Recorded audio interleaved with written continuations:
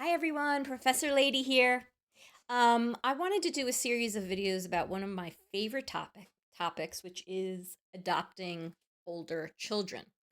10 years ago, almost now, I had the pleasure of co-authoring a book with my good friend Gloria Wassell, who is a licensed mental health counselor, one of the preeminent experts in adoption in the country, Dr. Victor Groza.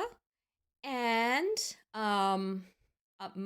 just to mention, my credentials are I was never a clinical social worker, but I have a PhD in social work from Fordham University and many years of experience in researching child welfare workforce issues, child trauma issues, um, foster care system, mental health, etc. So this is almost 10 years old now, but we have a lot of great information in here. Let me talk to you about adopting older children. So if you're watching this video, maybe you've come to the conclusion that you may want to adopt. And you may want to consider adopting older children. Oh, in addition to our academic research credentials, whatever, I want to mention also that my husband and I did go through the adoption process. We did not adopt an older child. We ended up adopting an infant 14 years ago now. We've got a big baby teenager now. Big baby boy teenager. But going through the process, you learn a lot too. But adopting older children is a little different. And when I say adopting older children, we wrote on this is the title of the book, Over Age 4. There's a couple of reasons for that. There was a lot of books about infant adoption and toddler adoption. So we wanted to write a guide for just parents, for the public, about adopting children older than infants and toddlers. But really, adopting older children, that whole idea, the practice of adopting older children, you are really talking about like 5 or older. Because most adoptions are of younger children from the foster care system. So you're thinking about adopting an older child, and I want to say to you, congratulations and go for it. It is such a special experience to want to become a parent, not only through adoption, but by adopting an older child through the foster care system. It's not always going to be easy. You know that. And there's going to be challenges. And there's going to be days where you're like, oh no. But you're going to have support from a community of people who specialize in understanding the challenges of adoptive families, particularly families who've adopted through the foster care system. Parenting, of course, nothing is guaranteed. You're going to have your tough times, you're going to have your great times. But there will be days where you feel like you are in over your head for sure. Being a parent myself, after the tween years, I feel like I can see the forest through the trees. That was a difficult period for us, the tween years. But, and it could be any time period for you. There's going to be tough times. I don't want you to look at this through rose-colored glasses. It's not a fairy tale. Even though it's kind of a fairy tale in the Minions movies, Despicable Me, adorable. There can be a fairy tale element because it's going to be one of the most rewarding things you do in your life. But You have to have a support system as you go into this. Carefully consider whether you want to do it as a single parent. You need a support system if you're going to be a single parent. But I think it is amazing that you're considering this, and I'm going to do a series of videos about older child adoption. So in this one, I just want to go over some of the basics. There's over 100,000 children eligible to be adopted from foster care in any given year. That means the parental rights have been severed, have been ended, and these children are legally free to be adopted. And a large percentage of these children are older children, above the age of 5.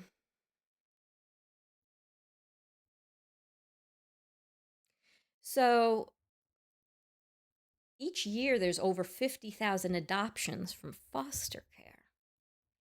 Some of the children eligible to be adopted will age out of the foster care system at 18 or 21, depending on state rules, without ever having been adopted without a permanent family, which is very, very, very sad. They may go back to neglectful or abusive families, situations that are not good for them. And who is an adult at 18 or 21? Were you able to fend for yourself?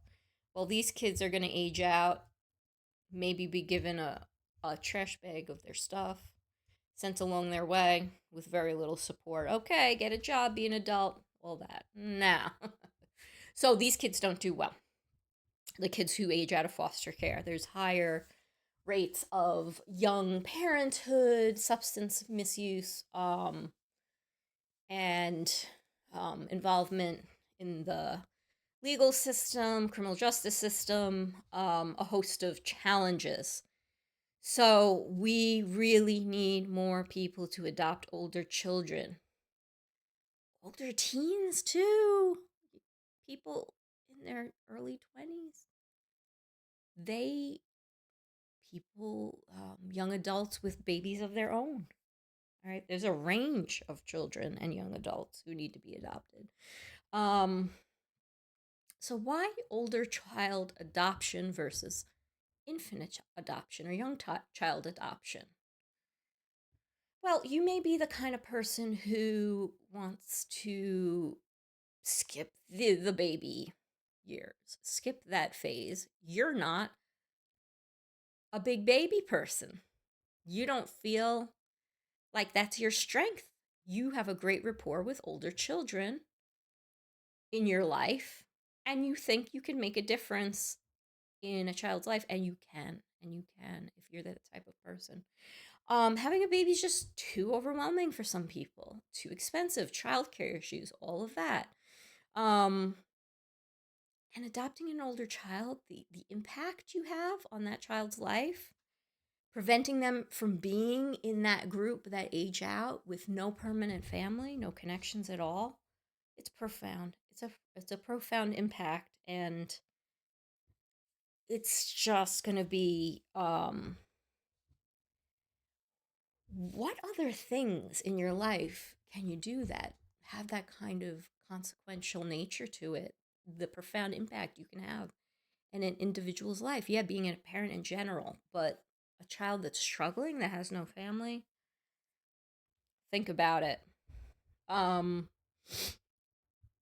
The impact and the meaning and the rewards in your life could be absolutely profound. So those are just some of the reasons that you might adopt an older child. Most older children you adopt are going to be through the foster care system. Now, there are private agencies that facilitate the adoptions of older children. You may have to pay them a small fee, but adopting an older child, this is another reason to adopt an older child. It may fit your circumstances better.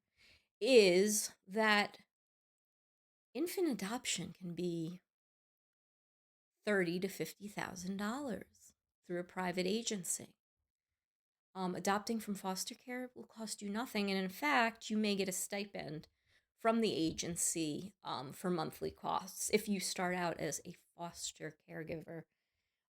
There's something called Fost Adopt, where you start out fostering children of any age, and you tell them that you're open to adopting, and so you're considered first on the list. If this child becomes legally free, the parental rights are terminated. Other than their relatives, you will have you will be a first priority to be considered for adopting the child who's been in your care as a foster child. So there's the cost aspect. Another aspect where older child adoption may be better for you is you are single and you don't think you can juggle the young child care work. You work full time and you don't think you can afford childcare for a young child, preschool age child, and having an older child just fits your life better, especially if you're a single parent. And remember, you need to have a support network if you're going to adopt. I can't emphasize that enough. Adopt as a single parent. All right, so there's a whole bunch of reasons, but I think the core reason I'm trying to impart is, what other things are you going to do in your life that are going to make this profound an impact in someone's life? This is going to change your life.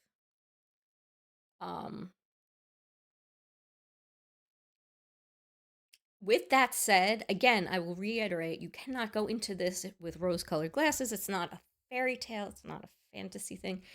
And there are children in the system who may not be able to live in a family setting. I'm going to be completely honest about that and say maybe 10% need specialized foster care because of health or mental health problems, behaviors. The system is trying to get away from congregate care, which would be an institutional setting, congregate care where there's 10 children in a house being cared for by an organization. We don't have orphanages in this country, but congregate care is something other than family care. But some children will need specialized care and can't live in a family, and you will realize that.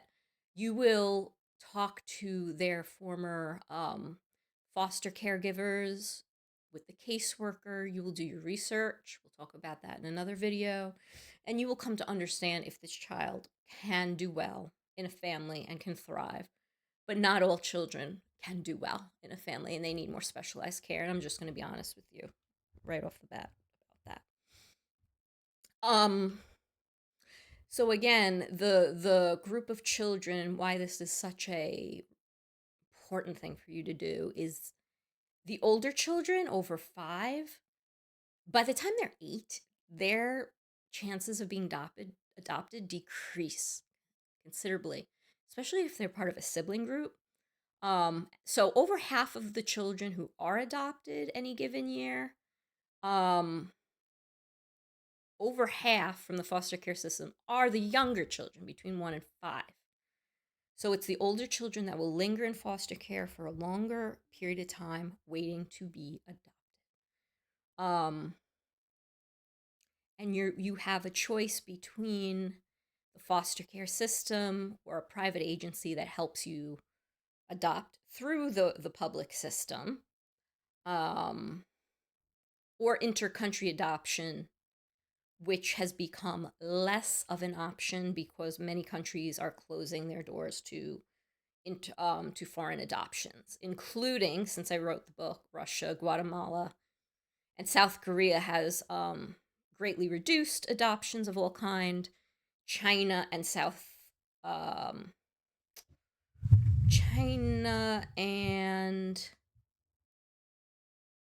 Somalia have greatly reduced or closed their doors to adoption by foreign families. And the reason for this is population concerns within a country like China. They want to do more in country adoptions. There's some political reasons too. Russia. Um, there's issues of unethical practices that have gone on where families in these countries did not know their child was being adopted abroad. The child, they didn't understand that the child was being taken away from them permanently. Horrible stuff. Uh, Guatemala is a country that there was some ethical concern. So anyway, adopting older children abroad is becoming less of an option. Personally, I want to advise you to strongly first consider domestic adoption of all kinds, and certainly older child adoption domestically. So I'm going to end the first video there. That is a recap of some reasons why you would consider older child adoption, and who is eligible to adopt an older child. So that could be a single parent, married couple, same-sex couple, people with kids, people without kids. Private organizations, by the way, can discriminate against same-sex couples. Private adoption agencies, you won't be discriminated against going through the public system, public child welfare. Also, another thing about older child adoption and who can adopt? Older parents. All right. So there's more restrictions sometimes when adopting a younger child, an infant, and the birth parent gets involved in choosing parents with infants. So it's harder. It's more restrictive in some ways in terms of eligibility to adopt an infant. Those barriers are much less when adopting an older child. All right, so that's my intro video here, and we're gonna cover things like the adoption process, challenging behaviors, and the supports you should expect when you adopt an older child,